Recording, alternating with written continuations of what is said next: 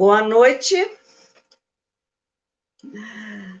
Na nossa quinta reunião pós-pandemia da AGEB-MG, no dia 22 de outubro, de 2020, nós vamos ter uma reunião maravilhosa, porque teremos a palestra de uma historiadora, contadora de história, gente do coração, confreira da Associação Feminina, da Academia Feminina Mineira de Letras, e nossa membro honorária da AGEB-MG. E é a segunda vez que ela faz uma palestra para a gente. O ano passado fez uma palestra ótima sobre personagens femininas, da literatura brasileira, na hora e a vez de Augusto Matrarga, proferida na reunião que houve no ano passado. E agora, mais uma vez, a convite, ela veio falar do último livro dela, que, como historiadora que é, ela fala do matriarcado ao patriarcado, as deusas mães da antiguidade. Então, a Marilene Guzella, que está à minha direita, essa senhora linda, é contadora de história, escritora e palestrante, pertence à Academia Mineira de Leonismo, Academia Feminina Mineira de Letras, Arcádia de Minas Gerais, Academia Municipalista de Letras de Minas Gerais e ao Instituto Histórico Geográfico de Minas Gerais. Foi presidente da Associação das Amigas da Cultura, aqui de Minas, autora de 12 livros, inclusive de contos de fadas para público infanto-juvenil. Entre suas palestras mais apreciadas, pode-se citar A Arte de Contar Histórias, Relembrando os Velhos Carnavais, tema de um dos seus livros que ganhou medalha de ouro da Academia de Estudos e Pesquisas Literárias do Rio de Janeiro, As Deusas Gregas e as Mulheres de Todos os Tempos, A Jornada do Herói, personagens femininas da literatura brasileira, A Hora e a Vez de Augusto Matrarga, já proferida na reunião da AGEB de 2019. Então, com a palavra, essa grande amiga historiadora e escritora, Marilene Guzella. Já bato palma de início. Eu primeiro quero cumprimentar. Fique à vontade, Marilene, você está em casa. Pela presença e agradecer muito a Edislene pelo convite. Eu realmente estou me sentindo assim, muito honrada de estar aqui na companhia de vocês, de conversar com vocês. E o tema da minha palestra, ou melhor, da nossa conversa, vai ser sobre o livro que eu acabei de lançar. Aliás, eu nem fiz lançamento, não. Eu apenas recebi os livros da editora, e já estou distribuindo. O livro chama-se Patriarcado, as Deusas Mães da Antiguidade. E eu vou seguir, mais ou menos, o roteiro vai ser o meu livro. Então, antes de qualquer coisa, eu vou dizer aqui a quem que eu dediquei esse livro. Eu dediquei a todas as mulheres que, em algum momento de suas vidas, sentiram a doçura ou o amargor de ser mulher. E esse problema de feminismo é um problema muito sério. As mulheres, através do tempo, elas têm sido massacradas. Mas houve uma época, isso a história não registra, porque é tão assim, no início dos tempos, que a história praticamente não tem como registrar. são apenas evidências que mostram que houve uma época em que as mulheres eram poderosas. É a época do matriarcado. E durou muito tempo, séculos, milênios, porque foi desde a época do alvorecer da humanidade, quando aqueles bandos de humanos saíam andando, eram nômades, né? Eles eram coletores e caçadores, e eles viviam num estado assim de atraso civilizatório tão grande que deixaram poucos rastros, mas esses rastros nos mostram e comprovam que nesses primeiros tempos o regime da sociedade era de matriarcado. Eu vou explicar para vocês por quê. Agora, mas antes, eu gostaria de ler para vocês um pedacinho aqui que eu pus do princípio do livro. É um texto de Leonardo Boff, e que ele fala uma coisa muito interessante. Vocês querem ver? Ó?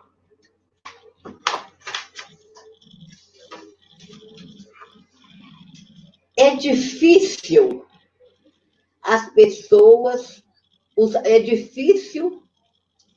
rastrear os passos que possibilitaram a liquidação do matriarcado e o triunfo do patriarcado há 10, 12 mil anos. Mas foram deixados rastros dessa luta de gêneros. A forma como foi relida o pecado de Adão e Eva nos revela o trabalho de desmonte do matriarcado pelo patriarcado. Porque, no princípio, nesses tempos, segundo a teoria mais aceita, é que o ser humano é originário da África. E foi da África que esses bandos de humanos saíram e se espalharam pelas diversas partes do mundo. Eles eram, como eu já falei, coletores e caçadores. E eles praticavam o sexo, como se alimentavam, como defecavam, para eles aquilo fazia parte da vida deles. E eles não faziam a ligação do ato sexual com a maternidade, com a gravidez e com o parto. Então, eles apenas observaram que as fêmeas da tribo, de vez em quando, o ventre delas inchava e dali de dentro saía uma nova criatura. Aquilo deixava eles boquiabertos, espantados. E então, as mulheres eram mágicas. Elas eram deusas, porque elas fabricavam um milagre de fabricar uma outra criatura. Porque nesses primórdios da humanidade, desde que o homem se colocou de pé, né, ele começou a observar, esse Homo erectus, ele começou a observar a natureza. E ele, então, se maravilhava com as coisas e, ao mesmo tempo, ficava intrigado. E a conexão com o sagrado começou a se estabelecer. Porque o homem, ele não se contenta com o material, ele quer transcender. Ele imagina logo que existe alguma coisa superior. E muitas incógnitas, né? Muita coisa que eles não entendiam, e aquilo para eles era um fenômeno sobrenatural, e logo os deuses foram sendo criados como responsáveis por aqueles fenômenos que eles não entendiam. Né? E como as mulheres, e eles foram então criando deuses, o imaginário dele foi criando deuses.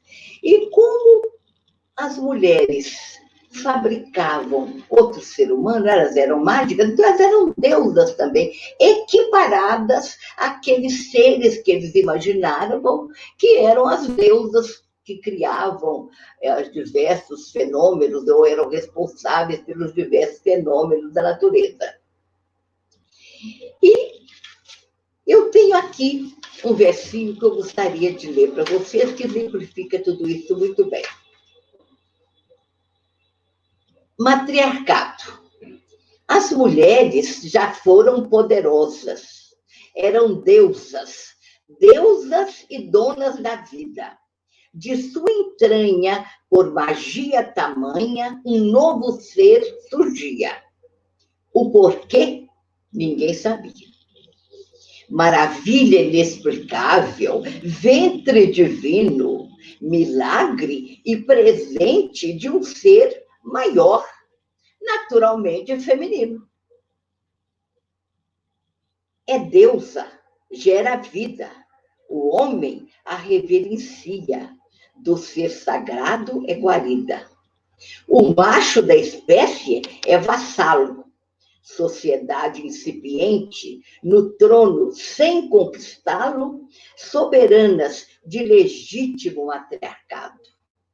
Então, as mulheres estavam com tudo, elas aqui mandavam, porque como as mulheres passavam o tempo gestando ou alimentando as novas gerações, elas eram cuidadas pelos machos, que tratavam, então, de lutar para protegê-las e para alimentá-las. E isso durou muito tempo mesmo. Então, naturalmente, as coisas foram acontecendo quando esses bandos chegavam no lugar onde a caça era propícia, a pesca era abundante, eles então se estabeleciam. E chegou naquele período em que eles começaram a se estabilizar nos lugares. E começaram, então, a praticar a agricultura e a domesticação de animais. E aí eles observaram um fato muito curioso. O rebanho de cabras apartadas não davam cria. Aí, ó, acendeu uma luz na cabecinha lá dos machos, né? E eles pensaram, uai, e não é que eu tenha a ver alguma coisa com a gravidez das mulheres? E eles chegaram à conclusão que para a mulher procriar era necessária a presença do macho, a intervenção do macho.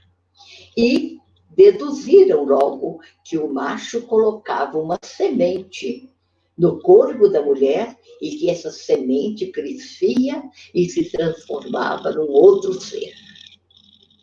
E eles fizeram analogia com a semente na terra, porque a semente é colocada na terra e a terra alimenta aquela semente. Então, eles acharam que a mulher apenas alimentava a semente do homem. E isso teve um significado muito importante no contexto social. Viraram o jogo. Os homens realmente viraram o jogo. E aqui vem, então, a explicação. Patriarcado. Mudança radical. Nova ordem social. Mulher transformada em nada. Antes dominado, o masculino se impõe. Intui sua função na criação da vida. Participou da gestação. Também é mago. Tem poder. Poder e força. De mais-valia, força e ousadia. Mulher sábia tem parte com o diabo. É preciso dar-lhe cabo. De qualquer maneira. É bruxa, queima na fogueira. Séculos, milênios, eras de dominação. Muitas delas ainda são exploradas, mal remuneradas, humilhadas, discriminadas, traficadas, assassinadas. Então, o jogo virou e, desde então, vivemos sobre um patriarcado. Então, o homem, como eu já disse para vocês, ele tem a sua característica de ser também religioso. Ele transcende, ele não se concentra com o material, com o que está diante dele. Então, tem um filósofo, um escritor romeno, chamado Mircea Eliade. É um autor que todo mundo deve ler, deve procurar ler. Ele é um estudioso das religiões. E ele tem, então, muitos livros a respeito do assunto. Inclusive, aqui, 3 volumes. Não dá para ver, não, né? A evolução do pensamento religioso, do homem das cavernas até os tempos atuais. E dicionário das religiões, é o assunto dele. Então, ele disse que o homem, além de sapiens, ele é também religioso, porque ele faz essa conexão com o sagrado. Ele sente a necessidade de transcender, de se conectar com algo que está além dele. Então, a respeito disso também, eu tenho aqui uns versículos. O homo sente a consciência, intuição, conceito, permanência. Olha o alto, sente a pequenez, conecta-se ao sagrado, o místico em sua vez. Pressente o subnatural, o certo, o errado. Nem tudo está do mesmo. Pode escolher normas a obedecer, ser divino a cobrar, punir ou premiar. Lapidada a criatura, temente à vida futura, queda-se genuflexa ao onipotente. O homo religiosus diz presente. Então, esse homo religiosus, ele, sem entender o que estava ao lado dele, sem entender os fenômenos da natureza, ele foi, então, criando uma mitologia. Né? Então, deuses para cada instância, para cada departamento, responsável por cada setor da natureza. E, assim, uma mitologia enorme foi se desenvolvendo entre esses povos.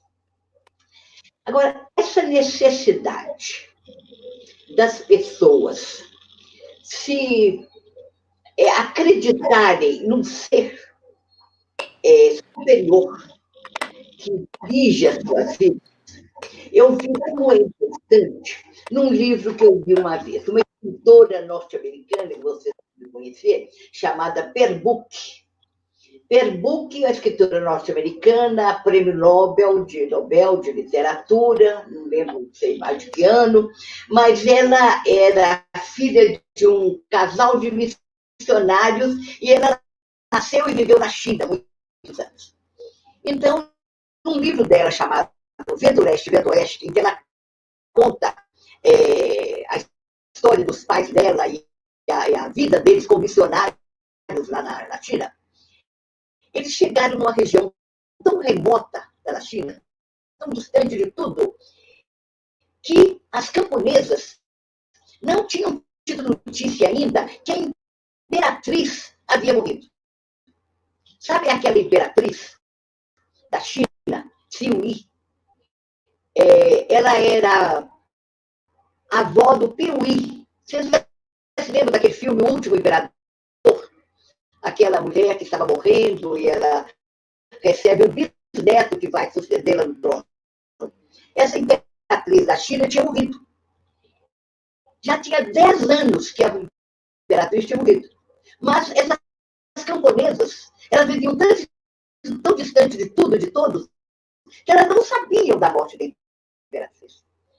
elas ficaram loucas, desesperadas, e elas choravam desesperadas, dizendo: quem vai tomar conta de nós agora? Quer dizer, a vida delas não tinha modificado nada, né? Nem para melhor, nem para pior, mas elas sabiam que lá na capital do reino tinha uma rainha que tomava conta do país. E isso aplacava a ansiedade delas. Então, essa necessidade do ser, então, supremo. E com isso, os povos foram criando as suas mitologias. E o que nos mostra a influência do matriarcado nesses primeiros tempos é que no panteão de todos esses povos tem sempre uma deusa mãe, quer dizer, uma criatura sobrenatural com características maternas. Então, nós vamos ver daqui a pouco essas deusas, são todas elas muito interessantes. Agora, outra coisa também que influenciou muito sobre a instituição do patriarcado, também em matéria de religião, foi que estabeleceram, pelo menos a lei no Oriente Médio e o povo semita, eles estabeleceram, então, que Deus era masculino, Deus era homem. E em muitas culturas, havia até a crença num casal, Deus pai e Deus mãe. Mas, aos poucos, essa figura da deusa mãe, mulher do Deus pai, junto dele, ela foi desaparecendo, até que ela foi tirada desses escritos, desses manuscritos, exatamente corroborando, fortificando o patriarcado. Deus é o homem que manda e pronto. Então, na Suméria, o mito de Adão e Eva, nós sabemos que ele é originário da Suméria. Né? E existe entre os sumérios a lenda de que, quando o homem foi criado, Adão, logo depois que ele foi criado do barro feito de terra, o Senhor criou uma outra criatura que seria a sua mulher. E essa mulher chamava-se Lilith. E Lilith, ela não aceitou ser dominada por Adão. Então, ela logo se rebelou contra a inferioridade que Adão quis subjugá-la. Ela não aceitou e ela foi embora. Ela abandonou Adão. Então, o Senhor criou Eva, um pedaço da sua costela.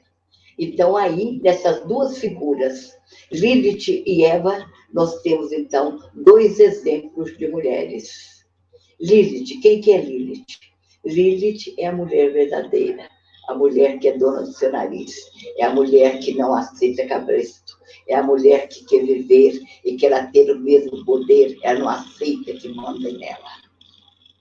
E foi criado em torno de Eva toda uma simbologia de mulher atrelada ao homem, dependente do homem. Começou com o seu nascimento, que ela nasceu de uma costela de Adão. Então, toda uma civilização cuidou de enaltecer, então, a Eva como uma mulher submissa, a mulher que, logo de início, ela já ouviu aquelas palavras como está escrito na Bíblia, né? Parirás com dor, o seu marido estará sempre sob o jugo do seu marido. Então, toda um modo de vida foi julgado na cabeça das mulheres e das civilizações para colocar a mulher sempre como submissa, né? E mesmo quando algumas mulheres se sobressaíram e tiveram, assim, oportunidade de ter poder, foram muito poucas, né? Vamos dizer, quem foram? Rainha de Sabá, Cleópatra, Semíramis, né? Poucas elas, muito poucas. Então, os homens é que eram os poderosos, e os homens se firmaram como guerreiros. As mulheres se adaptaram à sua função de ser mãe e de obedecer, e o homem da sua função de mandar, ser o chefe, ser o provedor e ser aquele que conquista. O homem é guerreiro por natureza.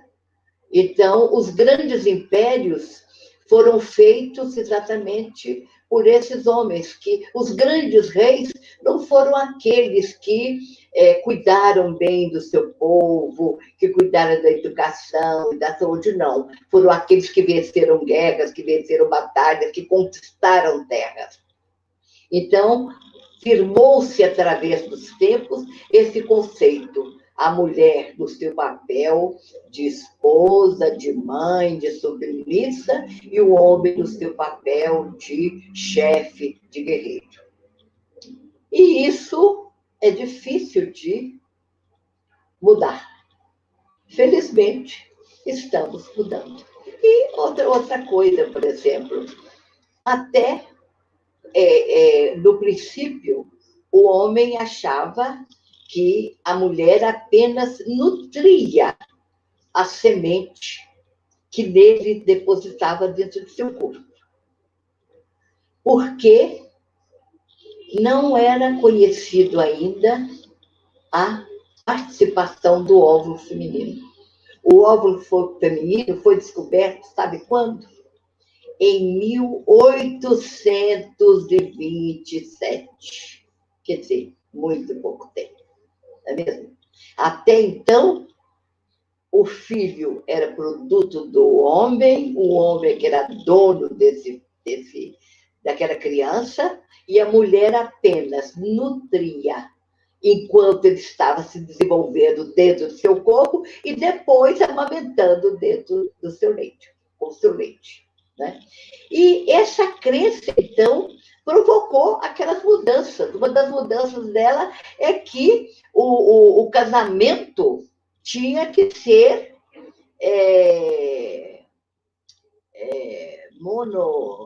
como é que chama? Monogâmico. O casamento tinha que ser monogâmico, porque é o que garantia que aquele filho era daquele homem. E isso garantia a questão de herança, e isso prevalece até os dias de hoje. Né? Agora, só em 1827 é que foi descoberto que a mulher contribuía com a metade dos genes daquela criança que ela gerava. Né? E outra coisa também que prejudicou muito as mulheres, humilhou muito as mulheres, quantas mulheres foram repudiadas, quantas rainhas foram destronadas. Por quê? Porque elas não foram capazes de gerar uma criança do sexo masculino, um herdeiro do trono. Né? E a mulher era culpada por não presentear o esposo com um filho varão. Né? Então, só no princípio do século passado, quer dizer, há 100 anos, é que foi descoberta aquela história do gene XX, né? Se o homem, a mulher contribui com XX, e o homem com X ou Y. Se ele dá o X, nasce menina. Se ele entra com o Y, nasce menino. Quer dizer, unicamente responsabilidade do homem, se a criança sai do sexo masculino ou feminino. Mas antes não, as mulheres eram culpadas. Então, esse conhecimento, enfim, redimiu as mulheres de sua culpa. né? As mulheres sempre culpadas, porque as mulheres eram repudiadas, rainhas eram repudiadas, porque não davam um herdeiro para o trono. E, no entanto, custou a se descobrir, a se conhecer, que o homem é que era responsável. Né? E, através dos tempos também, um detalhe, esse machismo que desenvolveu através dos tempos também, firmou-se, então, essa função da mulher e do homem, tá vendo? E eu, seguindo aqui,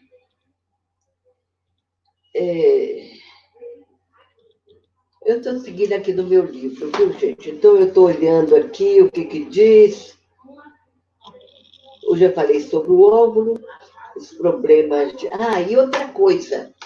As mulheres foram sempre massacradas, como eu disse, né? Agora, mesmo na época em que as mulheres viveram num romantismo que eu chamo de fajuto, muito fajuto, e que as mulheres, aquele período em que as mulheres eram louvadas, cantadas, glorificadas, né? Assim mesmo, elas eram cantadas e louvadas, mas presas numa torre, não é mesmo? Esperando o cavaleiro andante que iria passar para levá-las, não é mesmo? E elas eram o quê? Elas eram moeda de troca. O pai trocava a filha com o rei, o outro rei, e por um pedaço de terra, e depois, quando ela casava e o marido viajava, né, para as cruzadas, ele lhe colocava um cinto de castidade, né?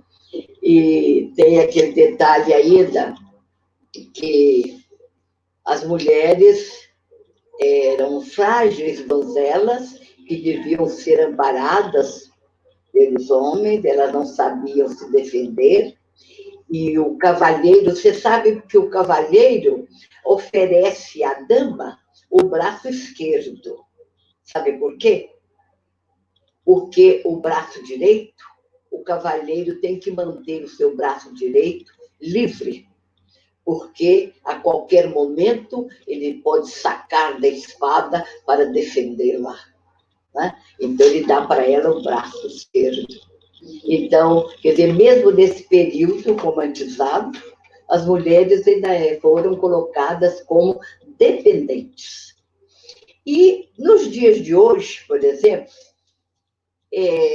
tem um livro de José de Alencar, não sei se vocês já leram, já todo mundo lê esse livro da adolescência.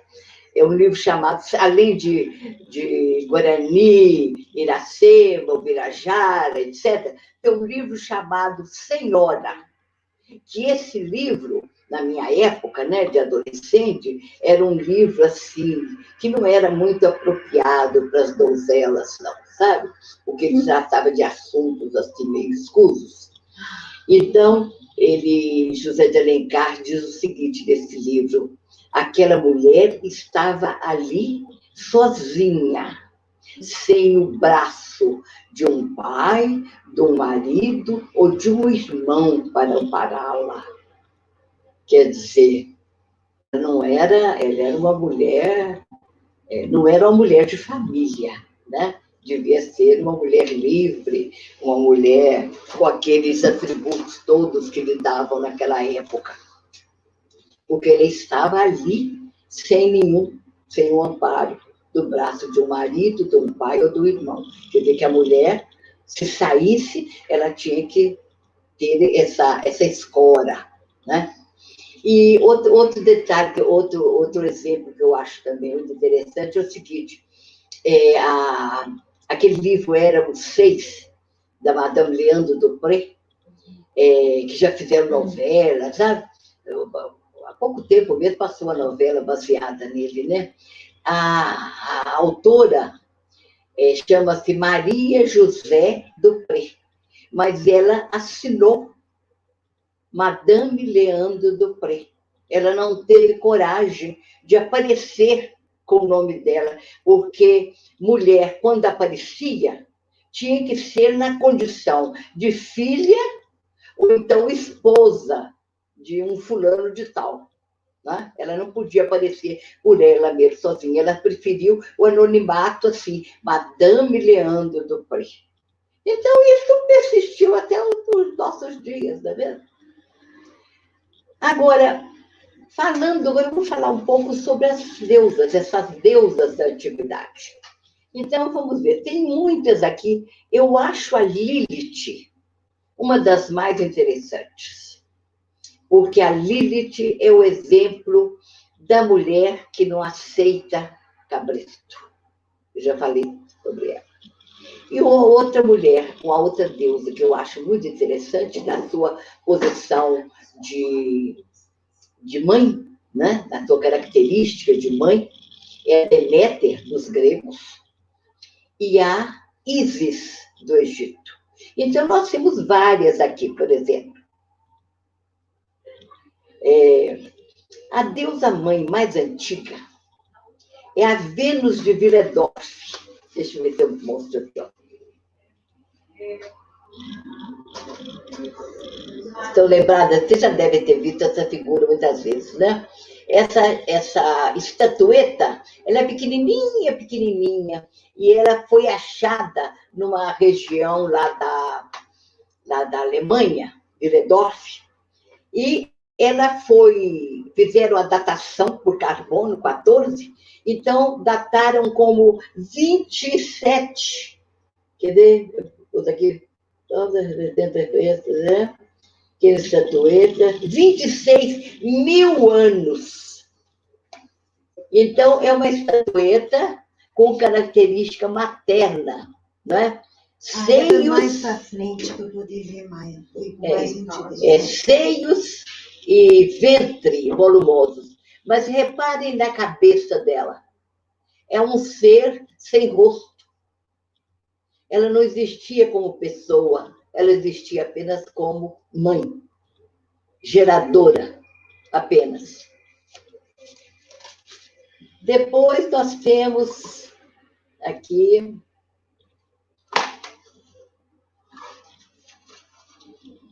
as várias culturas, então. Essa aqui é uma deusa tibetana. É uma deusa tibetana.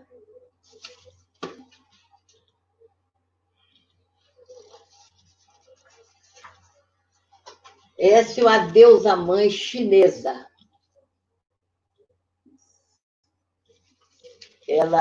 O nome dela é Zi Yang. E ela é reverenciada também no Japão, na Coreia. E, segundo a tradição, ela mora num palácio construído de jade na montanha. E ela cultiva pêssegos da imortalidade. E ela era a padroeira das mulheres, e as pessoas rezavam para ela, pedindo proteção para as filhas, ajudava principalmente no momento do parto. Essa aqui é uma outra deusa chinesa. Peraí. Cabeça de mulher e corpo de serpente.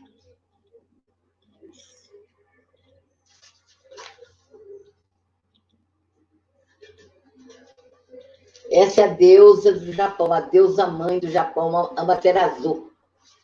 E cada uma tem uma história muito interessante, muito curiosa. Essa Amaterasu, então, ela vivia presa numa gruta e não queria sair de lá. Mostraram para ela um espelho. Foi quando ela resolveu sair da gruta. As histórias são assim, mirabolantes. São muito engraçadas as histórias. A Ísis. Essa de corpo de serpente. Hein? Essa de corpo de serpente. Eu achei sui generis. Aquela da corpo de serpente. Essa é a Ísis. É feita muita analogia da figura da Ísis com as Madonas aquelas pinturas de Nossa Senhora carregando o menino Jesus, né? Então, a Isis é representada sempre com seu filho Horus no colo, né? Que a Íris, ela casou-se com o seu irmão Osíris, e lá entre os deuses lá, os faraós, era muito comum, né, o casamento entre irmãos. E ela teve o filho Horus. A crença em Íris durou muito tempo, inclusive ela se estendeu, enquanto durou o Império Romano, até o cristianismo, a Íris era muito venerada no Império Romano também. Aqui tem a Lilith.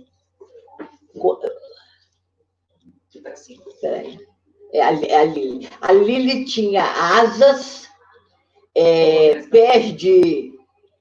Ela é representada com pés de... Como é que chama aquele? Aquele pássaro, morcego não, coruja. Ela é representada... Peraí. Ela é representada com pés de coruja. E a Ísis, ela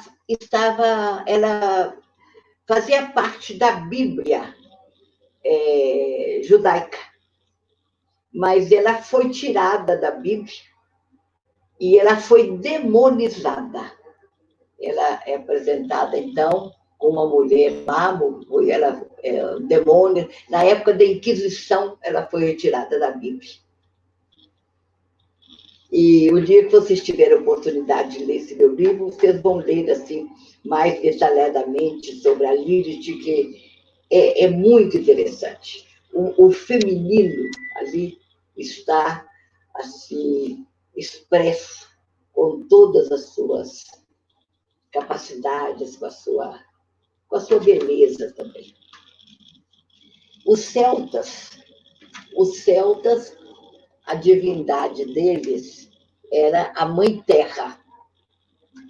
Agora, essa Mãe Terra era a mãe criadora, porque a Mãe Terra é um arquétipo que diz o seguinte: a Terra é mãe porque dela tudo sai e para ela tudo volta.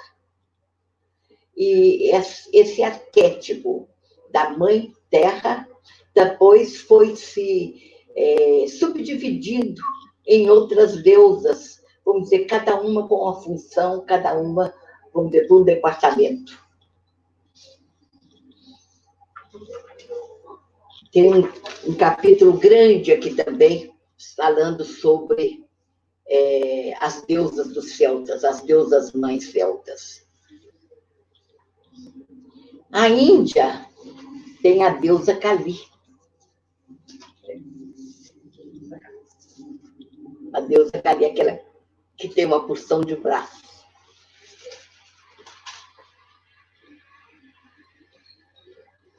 Na região da Caldeia, Babilônia, tem a Inanna e a Istar. E Afrodite Afrodite dos gregos é uma evolução dessa deusa Istar dos babilônios.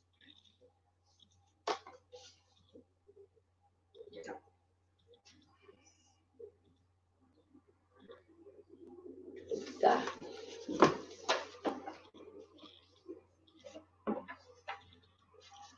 E as regiões animistas da África, né? Nós temos a Yansan, que é a senhora dos raios e dos trovões, né? E que no sincretismo brasileiro é associada a Santa Bárbara. A região, essas religiões animistas, candomblé, Umbanda, eles trabalham com essas forças da natureza. Eles dão, eles personalizam as forças da natureza, né?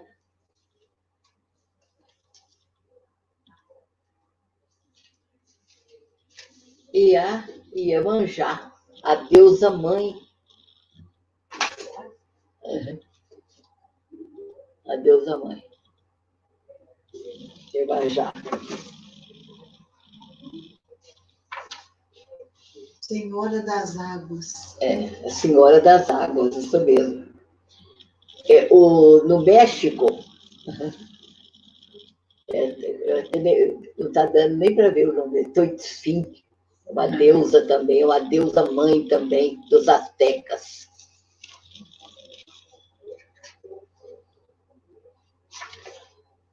E a grande mãe, adoro essa daqui, é a Deméter. A história de Deméter é fantástica. Porque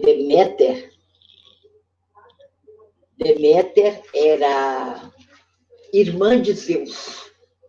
Zeus era o rei da terra. Hades era o seu irmão e deus do mundo subterrâneo. E Deméter, apesar de ser irmã de Zeus, ela teve com ele uma filha chamada Corá. Que Zeus não perdoava ninguém, né? Ele espalhou o sêmen dele tanto entre os deuses como entre os mortais. Ele não podia ver um rabo de saia. Então, a Deméter teve uma filha chamada Corá, e essa filha era tudo para ela. Ela vivia em função dessa filha. E um dia, essa filha estava com outras ninfas, correndo pelos campos, banhando-se nas águas do rio. E o Hades, tio dela, né, que é irmão dos Zeus, irmão da Deméter, que era o deus do mundo subterrâneo, deus dos infernos, ele emergiu, né, saiu da terra e viu a Corá. E apaixonou-se por ela e quis ela para si. E ele, então, chegou com um carro dentro, puxado por cavalos dentro, raptou a Corá e levou-a para o mundo dos mortos, para o mundo subterrâneo, para o seu inferno. Quando deu pelo desaparecimento da filha, a Deméter ficou louca, desesperada, procurou para todo canto, até que ela soube, então, que ela tinha sido raptada por Hades. Ela foi se queixar a Zeus, que era o pai da menina. E o que Zeus falou com ela? Não, eu permiti. E ela casou-se muito bem, ela casou-se com alguém da sua estirpe. Ela ficou furiosa, ela se sentiu traída. E ela, como era a deusa dos cereais, tanto que os romanos chamam Deméter de Ceres, daí vem cereais, né? Ela era a deusa das plantas e dos cereais. E o que ela fez? A vingança dela foi terrível. Ela fez secar todos os campos e os humanos começaram a passar fome. Aí, o Zeus não sabia o que fazer e trouxe, então, a Corá para a superfície e entregou a sua mãe. E a mãe, então, perguntou para Corá assim: você, quando estava lá no mundo subterrâneo, eles deram alguma coisa para comer?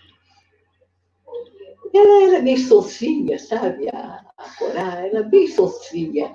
Então, ela falou assim, eu não queria não, sabe, mas me deram lá umas sementes de romã, eu tive que comer e tal, sabe? Então, nesse momento, a Deméter viu que não tinha jeito mais.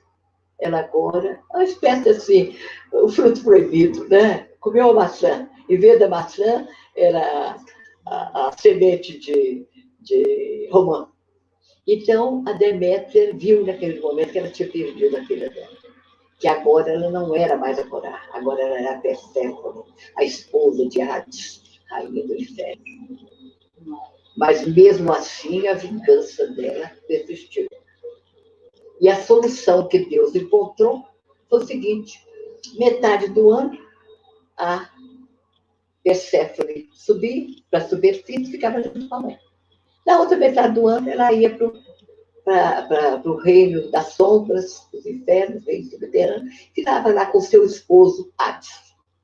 Então, Quando Perséfone subia, era uma maravilha. Os campos brotavam e davam flores e davam frutos, era aquela maravilha. Mas quando ela voltava para o mundo subterrâneo, tudo secava, esfriava e ficava tudo coberto de neve. Fala um pouquinho mais alto. Por isso é que existe, né, o tempo de primavera, verão, outono e inverno, é por causa dessa história, né? Porque quando o verão e outono, primavera e verão, outono, se bem que aqui no Brasil nós não temos essa diferença, não, né? Mas nesses países frios, nórdicos, essa diferença é muito marcante, né? Então, por causa dessa história, né? Porque Perséfone está lá junto com a mãe. E quando ela desce, tudo cobre de neve. Então, as estações, está aí, está a explicação por causa que existem as estações. Né? Eu adoro essa. E eu tenho uma palestra que eu falo sobre as deusas gregas e as mulheres de todos os tempos. Então, eu vou ter oportunidade de fazer para vocês. São aquelas 7 deusas gregas que, com temperamentos completamente diferentes, né? E que elas se parecem muito com o temperamento das mulheres de todos os tempos e de todos os lugares. Por exemplo, a Hera, a mulher de Zeus, é aquela mulher que comanda, que ela manda ou ajuda a mandar. Né? E ela é um tipo de pessoa que faz falta em todas as comunidades. Todas as comunidades têm que ter uma Hera. É aquela guardiã das tradições, é aquela que toma as iniciativas. Né? As eras são muito necessárias, desde que ela não seja uma era tão vingativa, né? E como a deusa era. Mas a mulher com características era, a gente vê muito por aí, né? Essas mulheres que ocupam cargos importantes, são as eras necessárias de toda a sociedade. A Atena é aquela mulher intelectual, né? A Atena não é feminista, porque ela não se sente inferior a ninguém. Ela é pronto. Ela não precisa provar para ninguém nada, não. Ela é consciente do seu valor, das suas capacidades. Ela sabe que tem capacidade para tudo. Então, ela não precisa provar nada para ninguém. Atena, Artemis, é aquela mocinha que põe uma mochila nas costas e vai salvar as baleias. O mico-leão dourado vai salvar a ararinha azul. Né? É aquela que, numa passeata, ela sobe no caminhão e com o microfone faz discurso. Essas são as Artemis. Afrodite é aquela mulher sedutora que, quando ela entra numa sala, todos os olhares masculinos se voltam para ela. E as mulheres, então, segura o seu homem. As esposas, as mulheres procuram o seu marido, o seu namorado, pegam no braço dele, marquem bem o território, porque o perigo chegou. Né? São as Afrodites. Né? Tem também as Éstias. As Éstias são aquelas mulheres que nasceram para servir.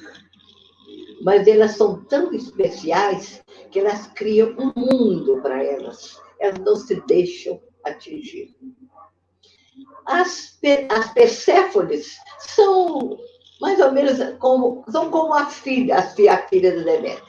Né? É aquela jovem insegura, bem bobinha, Maria vai com as outras, mas ela pode ser também uma mística. Né? E é interessante assim, como que é a casa de cada uma, como cada uma se veste, como que ela age diante das várias situações. É muito interessante assim, a gente olhar essas mulheres, comparando com essas deusas, a diferença das atitudes e do comportamento delas. Agora, a Deméter é mãe, gente. Ela é mãe por excelência. Ela tem que ser mãe de qualquer maneira. Se ela não consegue engravidar de ser mãe, ela adota, ela faz inseminação artificial, ela vai adotar uma profissão que lida com criança. Ela tem que ser mãe de qualquer maneira, ela é dona do filho. Não é? Agora, cada uma dessas personalidades tem um lado positivo e tem um lado negativo também. Né? Por exemplo, a Deméter positiva é aquela mulher que, se ela não tem filho, ela cuida da criança. Ela cuida de outras crianças. Agora, a negativa é aquela que finge de enfermeira, entra no hospital e rouba a criança. Essa é a Penélope negativa. Penélope não, a Deméter negativa. Né? Então, e a Perséfone, vamos dizer, a Perséfone é aquela, vamos dizer, uma Perséfone atual, né? É aquela fulaninha que, da revista Caras, na beira da piscina, da ilha lá de Caras, ela fala assim, depois que eu fui eleita Miss Bumbum, a minha vida mudou completamente. Essa é uma Perséfone negativa. Né? Agora, a Perséfone positiva é aquela mística, aquela criatura mística. Né? Então, em todas elas, né? Ela pode ter as características da deusa, né? Que rege, vamos dizer, é o arquétipo, né? Da sua personalidade, tanto pode ser negativo como positivo. Mas que todas as mulheres tendem para uma dessas personalidades, tende. Às vezes, ela pode congregar também duas personalidades. Às vezes, ela é um pouco uma, um pouco outra. Ou então, numa fase da vida, uma deusa prevalece, o arquétipo da deusa prevalece. Né? Então, quer dizer, mas quando você vê uma pessoa, você vê logo qual é o arquétipo que prevalece naquela personalidade. Né? É muito interessante, eu acho muito interessante. Agora, nós chegamos num ponto aqui, que no meu livro, depois desse período todo do matriarcado, da história toda da humanidade, né? Nós chegamos, então, a 2000 anos atrás. Veio, então, o cristianismo. Né?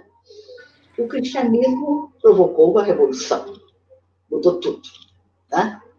Então, esses deuses todos passaram para o domínio dos contos de fada. Né? Eles viraram histórias. Né? E passou a prevalecer, então, uma crença que conservou o Deus dos semitas, né? Dos judeus, e mais baseado na figura de Jesus de Nazaré. Toda uma nova doutrina, um comportamento, uma vida completamente diferente. Foi uma era. Tanto que a história da humanidade, quando nós estudamos, ela está dividida em antes de Cristo e depois de Cristo. Né? Mas permanece das pessoas aquela necessidade de acreditar numa criatura sobrenatural com características maternas. E, no princípio do cristianismo, a igreja não deu muita atenção à figura de Maria de Nazaré, mãe de Jesus. Era mais focada na figura de Jesus e na Trindade. Mas quando aqueles povos bárbaros começaram a se libertar do Império Romano e, consequentemente, da religião católica, né, da religião cristã, eles começaram a retomar os seus antigos cultos e voltar aos seus deuses, principalmente as suas deusas. Foi aí que o cristianismo acordou e viu que precisava ser incentivado um culto a uma criatura com características maternais. E não precisou de longe, porque já tinha prontinha à sua disposição, né? A figura da mãe de Jesus, de Maria. Né? Então, por isso que o culto a Maria é tão aceito, né? Às vezes em detrimento ao culto do próprio Cristo. Né? E Maria tem sido reverenciada sobre diversos nomes, sobre vários títulos, e sobre ela criaram vários dogmas, né? E agora nós estamos partindo atualmente para uma religião mais racional. E como esses deuses antigos, né, da mitologia, eles foram perdendo seu poder, a sua validade, muita coisa também do próprio cristianismo vai sendo revisto, porque a religião é muito de acordo com o conhecimento que se tem. Né? Quando achavam que a Terra era o centro do universo, na época de Galileu, né, Giordano Bruno e tal, e a religião era de uma coisa. Né? Acreditava-se, né, na Terra como centro do universo, como o homem, o rei do universo e tal. E depois, com o conhecimento tecnológico que se tem hoje, a gente vê que é impossível, né, acreditar nas coisas do jeito que é. Então, quer dizer, a religião vai se tornando mais racional, mas mantém a essência de tudo isso, de toda a doutrina, de todos os ensinamentos, de toda a história, fica a essência, né, que é o importante. O importante é exatamente essa ligação, essa transcendência, essa espiritualidade, essa ligação com o sagrado, que deve reger os nossos atos e a nossa vida. E então, a figura de Maria tornou-se muito importante na nossa civilização. E o culto a Maria, inclusive, é assim, às vezes até combatido por várias religiões. Acham que se dá uma ênfase maior ao culto a Maria do que ao culto a Deus e a Jesus, né, ao Cristo. Mas é tão fácil, né, gostar de Maria. Logo, a criancinha pequenininha, nas famílias católicas, é mostrado pela imagem de Nossa Senhora, para essa é a mamãe do céu. Depois vem as coroações, aquela coisa toda. Então, assim, é o sentimento, né, que esse culto a Maria, ele supre. Mãezinha do céu, eu não sei rezar. Mãezinha do céu, eu não sei rezar, só sei repetir, eu quero te amar e tal. Então, ele supre essa necessidade que o ser humano tem de acreditar numa criatura poderosa, sobrenatural, que dá colo, que dá conforto, que perdoa. Não é? Então, isso preenche a alma das pessoas. Né? E como é que está o nosso tempo, hein, gente? 1h04. Como é que está o nosso tempo? Porque tem aqui um poema que eu fiz falando sobre exatamente Maria de Nazaré.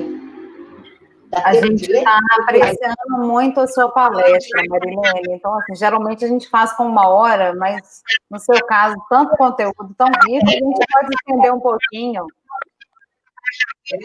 O poema, quando vocês tiverem o livro nas mãos, vocês vão ler o poema, que começa assim: sustentáculo milenar foram as deusas destronadas pela fatuidade e sustentável falta de verdade. Deixaram desamparo, vida sem preparo, infante sem lar. Mãe, grito ecoa premente, veneno da serpente a ameaçar. Então, a necessidade daquela criatura. Então, as deusas mães, elas terminam dizendo assim: antigas deusas mães, arautas do maternal desvelo, foram partícipes da promessa. Devagar, sem pressa, a verdadeira grande mãe viria, com o nome de Maria. Então, tenho dito. Espero que vocês tenham gostado. Marilene, foi espetacular, minha querida. Agora nós vamos abrir ao debate, às discussões, às perguntas, né? Que bom. Quem quer fazer aí? Eu sei que a Angeli deve estar com a língua assim, querendo. A Brenda. O Elcio. Meu Deus, eu vou enfrentar.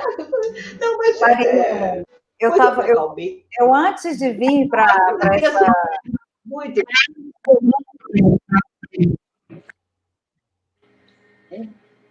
Vamos ter que ver na ordem, né? Como que a gente faz? A gente podia fazer uma roda de...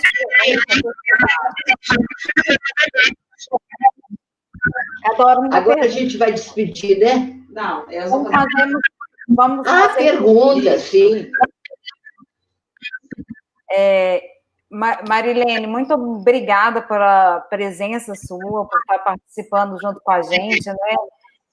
Eu sou diretora cultural aqui da AGEB de Minas Gerais, a gente tem feito momentos assim, muito preciosos, que a gente tem aprendido muito com vocês que têm recebido o convite nosso para palestrar. Antes de vir para cá, eu estava numa aula do Cefet online também, que era exatamente sobre isso, sobre mitos femininos e a relação assim, da imagem, né, do corpo feminino em diferentes tempos, épocas, da antiguidade até o barroco, enfim, na atualidade. E foi uma aula complementar a sua palestra. Eu gostaria muito que você dissesse para a gente como adquirir o seu livro, né? E dentro dessas referências, como que a gente pode pesquisar mais, saber sobre esses mitos femininos. Eu vi perguntas aqui, inclusive dos participantes, falando da questão dos arquétipos, como que querem saber mais. Está tudo no seu livro? Eu ainda não coloquei em livraria, mas eu pretendo colocar ali nessa face da livraria Quixote. É onde eu coloco sempre os meus livros. Vocês podem procurar lá. E aqui no final eu coloco uma bibliografia. Tem muito livro sobre o assunto, muitos mesmo, sabe? Então, é um assunto que eu estudo, que eu leio há muito tempo. Então, eu fiz um resumo, né? Porque, às vezes, os livros sobre esses assuntos, por exemplo, os livros sobre religião, aqui não está dando para vocês verem, mas enchem aqui sobre feminismo, sobre mulheres, do papel das mulheres. Eu tenho, assim, uma biblioteca grande sobre esse assunto. Mas, às vezes, os livros são, assim, muito volumosos, muito profundos. Então, eu quis escrever um livro, assim, um resumo mais acessível, que a pessoa, esse meu livro aqui, em 3 horas a pessoa lê esse livro. Então, fica mais acessível para as pessoas, que não têm muito tempo. Né? Eu vou deixar na Quixote. Ainda não deixei, não, mas eu pretendo amanhã passar lá e deixar alguns volumes, viu? Livraria Quixote, na rua Fernandes Torinho. Olha, Marilene, eu fico mais feliz ainda de sermos aqui o momento do seu lançamento desse livro. Eu sabia que você estava lançando esse ano. E só não evidenciei o lançamento na reunião, porque é uma coisa diferente, né? Mas a sua obra, eu tive a oportunidade de ver, inclusive você me deu um exemplar quando eu estive lá. É lindo, realmente é objetivo, é uma síntese de tudo isso que você falou, né? Com mais riqueza de detalhes, né? E eu quero falar também que você foi da comissão julgadora dessa obra nossa, de Muda a Palavra. Nós tivemos 4 escritores na comissão julgadora, né?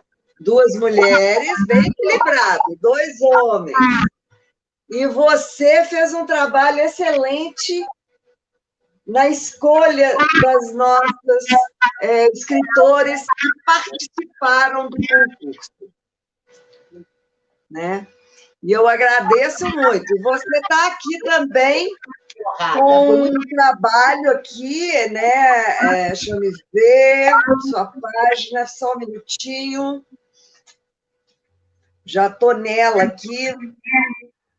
Marilene. Só um minuto.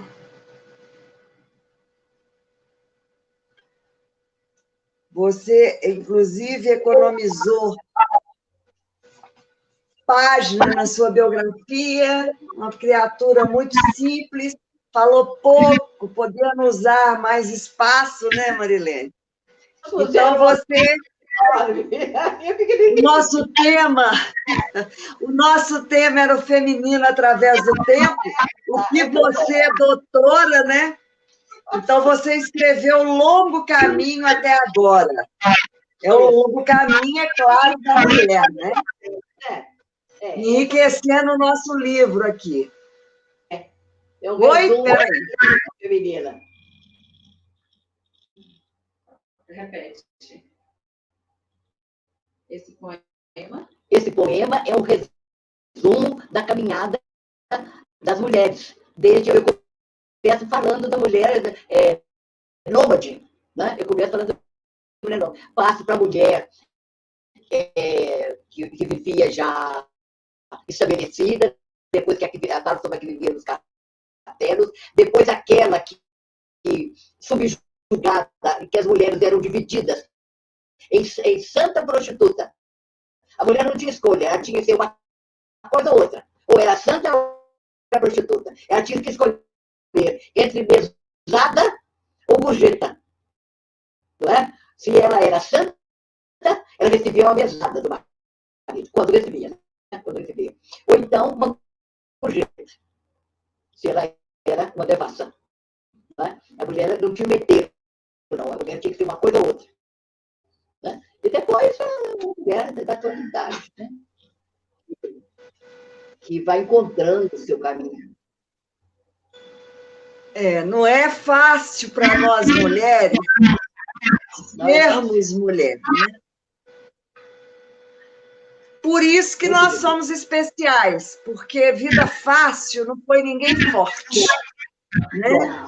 Então, nós temos uma história de luta, uma vida que não é fácil, nenhuma de nós. Por isso que somos o que somos, né? Enquanto o homem consegue fazer uma coisa de cada vez, nós fazemos 3, 4 no mesmo momento. Isso foi desenvolvido com essa história da mulher. Faculdade. Estava nos dedos. As mulheres que faziam faculdade, eram pouquíssimas. E assim mesmo elas eram ridicularizadas pelos colegas, sabe? Como assim, eu tinha um professor da escola de direito, eu tinha 3 colegas minhas que terminaram o segundo grau comigo, foram fazer direito. Na sala com 100 alunos, tinham umas 8 a 10 mulheres. Fala que elas eram colegas do papai. Elas foram, inclusive, colegas do meu marido. Eu sei disso porque meu marido foi colega delas, da escola de direito.